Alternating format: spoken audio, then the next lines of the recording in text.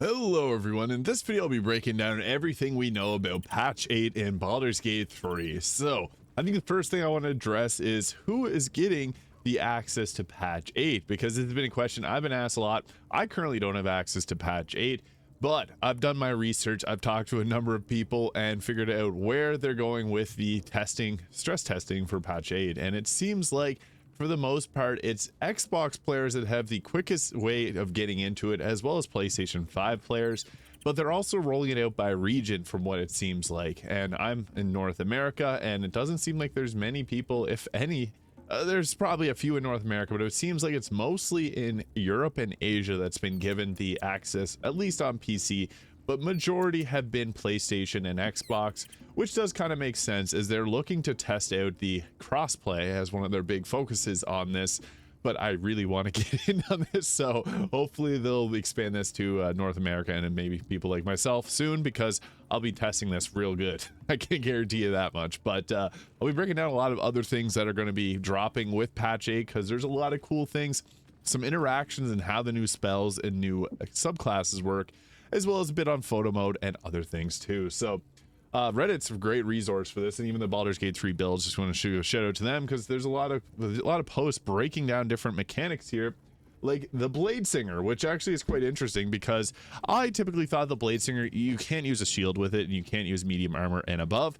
But what you can actually do is you can use 2 short swords, you can use any of the weapons that are eligible for the Bladesinger, you can actually use those. So this makes the dual wielder feat at level 4 a perfect one to choose, because you can get that +1 armor class, as well as use an offhand weapon.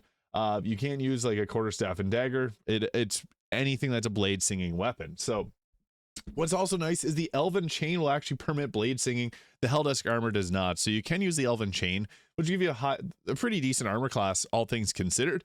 But yeah, I thought that was quite interesting. So yeah, there's actually some nice buffs for the blade singing wizard, which seems like the most powerful subclass that we've gotten. So that's really interesting there. Also, we got ourselves the Bursting Senu, which is a new cantrip that's brought in with patch 8. Basically what it does is it's a spell that's just going to explode and reach out and do a 1d10 of damage. As you level up to level 5, it does 2d10, and level 10 it does 3d10. And this hits in an area of effect. Now, the thing with Bursting Senu, it's actually a dexterity save, which makes this difficult because dexterity saves are very common early on in the game. And if you remember using Sacred Flame and the whole Shadowheart misses every attack, Shadowheart using her Sacred Flame, that's a dexterity save, as you can see there. So this is going to be very similar. The thing is, Sacred Flame does a 1d8 of radiant damage, whereas Bursting Senu does 1d10 of piercing damage, scaling up to 3d10. What's great about piercing damage is the Ballast armor can actually apply that vulnerability, making it double damage. Sacred Flame is okay into Act 2 when there's a lot of shadows that are going to take the double radiant damage, but Bursting Senu seems like a pretty useful spell. It's necromancy cantrip, so it's going to be very interesting to see how that all works out, but it looks like it will be quite strong. So it's been kind of like it's been debated on this Baldur's Gate 3 builds subreddit, but I think it'll be pretty decent. But again, those all or nothing dexterity saves are difficult, because if you mess with something that's a dexterity save, unlike an attack roll, attack rolls are just going to be more likely to land early on in the game because they'll roll against armor classes versus rolling against something like dexterity, which goblins have a very high dexterity. So it's going to be interesting to see. I think it'll be a little bit better than Sacred Flame, but I guess that we'll just have to wait and see fully.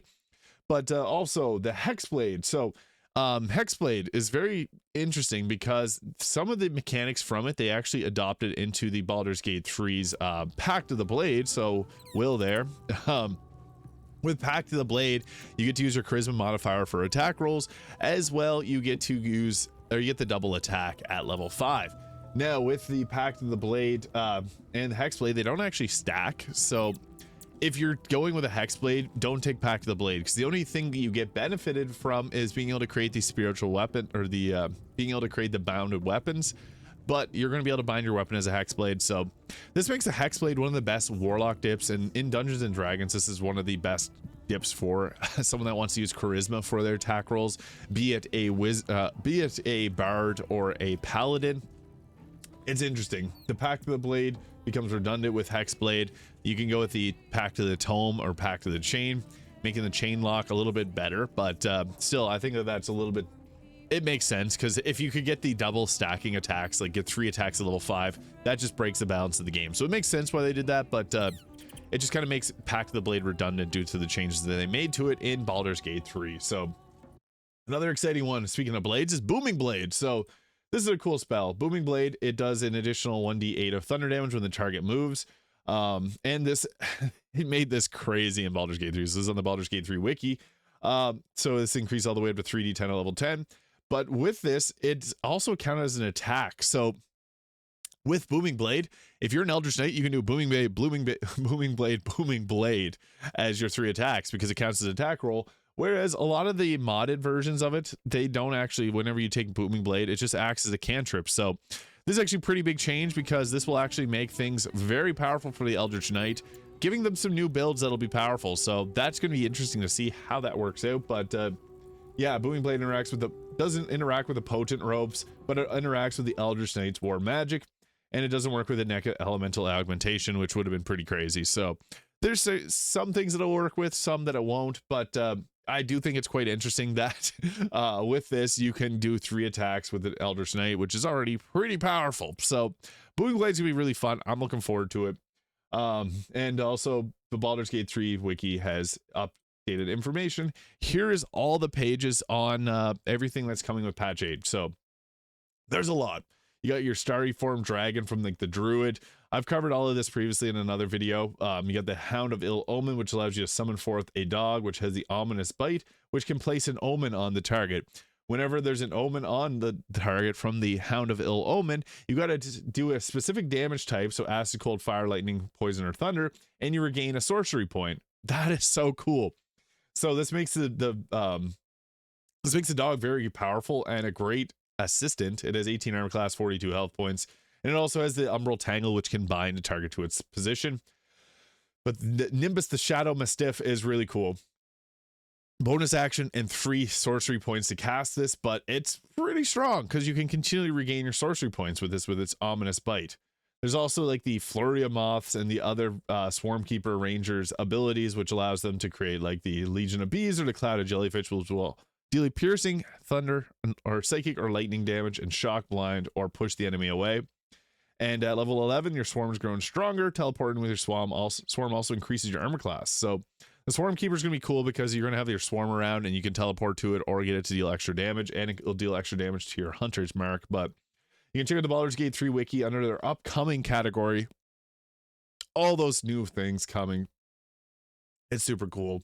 You got the Death Domain Cleric, like all the subclasses are really exciting. I'll just quickly go through the subclass if you haven't seen them. We got the College of Glamour Bard, we got the Barbarian Path of Giants, Death Cleric, Circle of Stars Druid, Path of the Oath, or Oath of the Crown Paladin, Arcane Archer, Drunken Master Monk, Swarmkeeper Ranger, Swashbuckler Rogue, Shadow Magic Sorcerer with the Hound of Ill Omen, Hexblade Warlock, and the Bladesinger Wizard. I think this is going to be the strongest version of the Wizard, to be honest.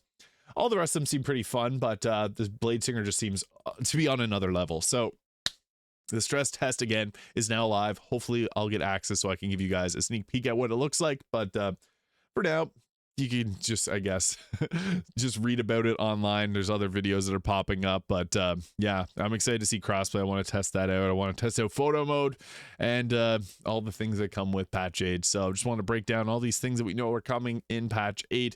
Let me know what you're most excited for. Thank you so much for watching, and I'll see you all in the next video.